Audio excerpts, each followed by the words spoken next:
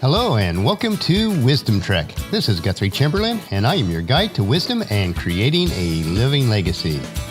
Thank you for joining us for our 7-day-a-week, 7 Minutes of Wisdom podcast. This is day 61 of our trek, and today we will discover the wisdom tools needed as we acquire money and wealth of any type.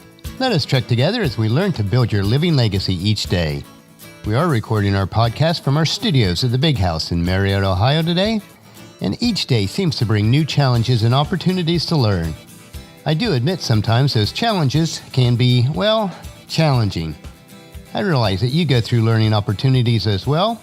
As we share together each day, we can assist and help each other in a very meaningful way. We are continuing today on our It's Only Money trek. Each day we will explore a different trail on our trek to true wealth. Today we will see what part wisdom plays on the acquisition on our money trail. On the first 3 days of our money trek, we used the book of Proverbs as we focused on the proper attitudes toward money. Now we will concentrate on what Proverbs says about making and spending of money. Today is filled with bullet points from Proverbs as we gather many wisdom nuggets along the trail. So our overall theme for today is wisdom and the acquisition of money.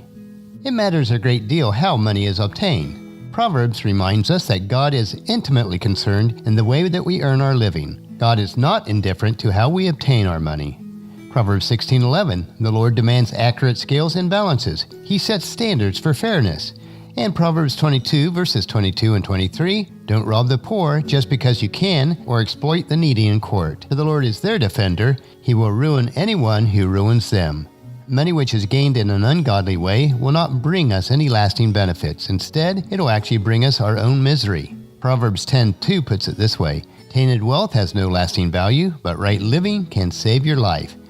Proverbs 11:18 says, evil people get rich for the moment, but the reward of the godly will last.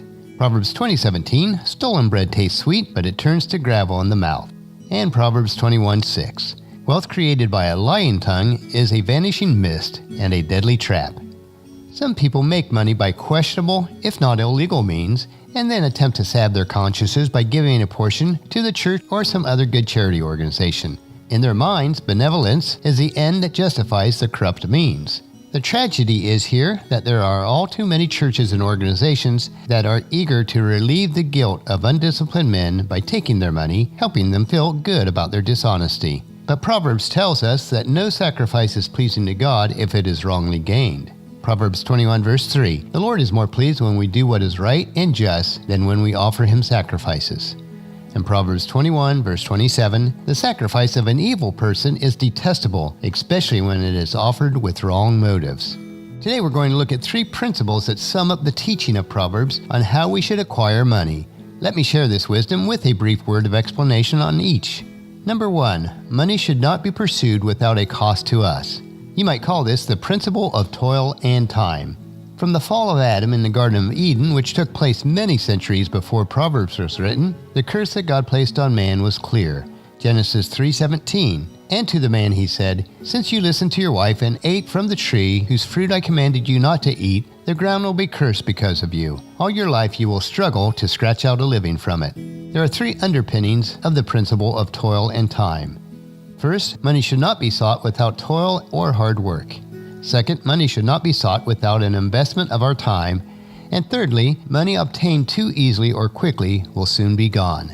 As we go back to Proverbs, these are the verses that explain this.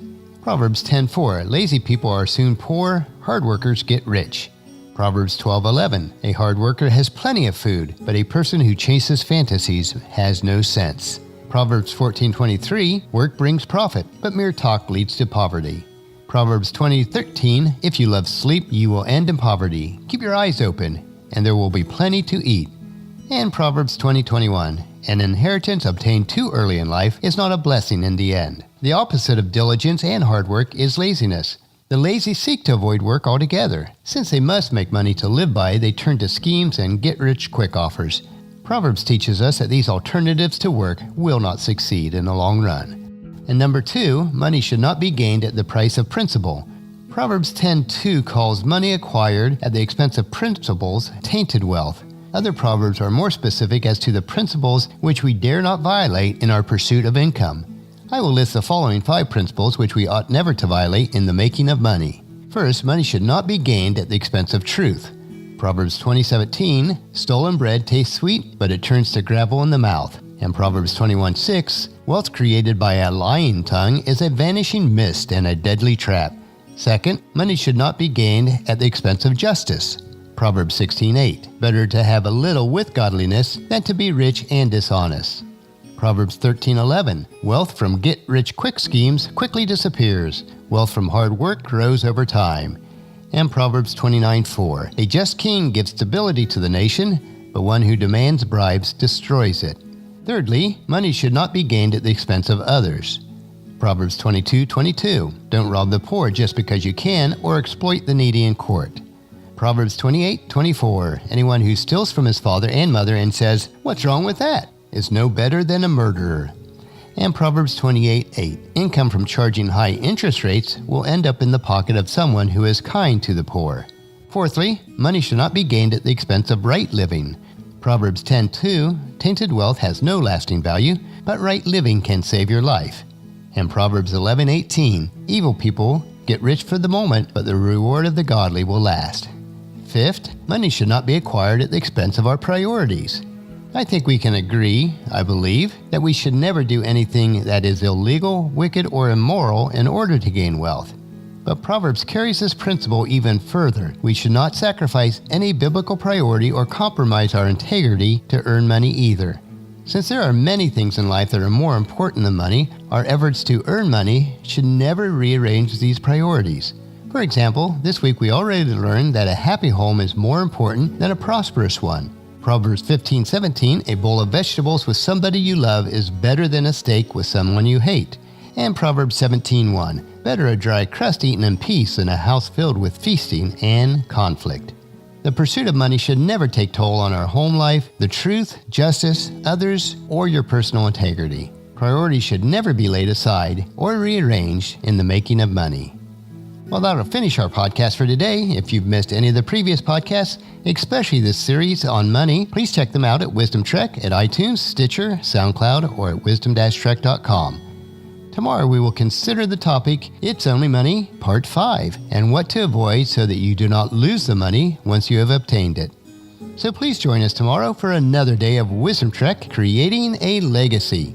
If you enjoy these daily doses of wisdom, these nuggets that we share with each other each day, I encourage you to take the time to invest in yourself. First, invest with your time in improving Wisdom Trek by leaving your name, email address, and a comment at the website so we can provide you with wisdom and insight that best fits your needs. Second, invest in yourself by listening to your 7 minutes of wisdom through Wisdom Trek each day. And thirdly, invest in the lives of others by sharing with your family and friends, whether in person or online, to journey with us on our Wisdom Trek. The journal for this podcast can be found at wisdom-trek.com, where we have pictures, tweetable quotes, wisdom nuggets, and free resources.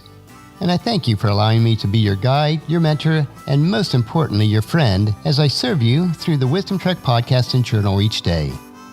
As we trek together, let us always live abundantly or fully, love unconditionally, listen intentionally, learn continuously, lend to others generously, lead with integrity, and leave a living legacy each day. This is Guthrie Chamberlain reminding you to keep moving forward, enjoy your journey, and create a great day every day. See you tomorrow.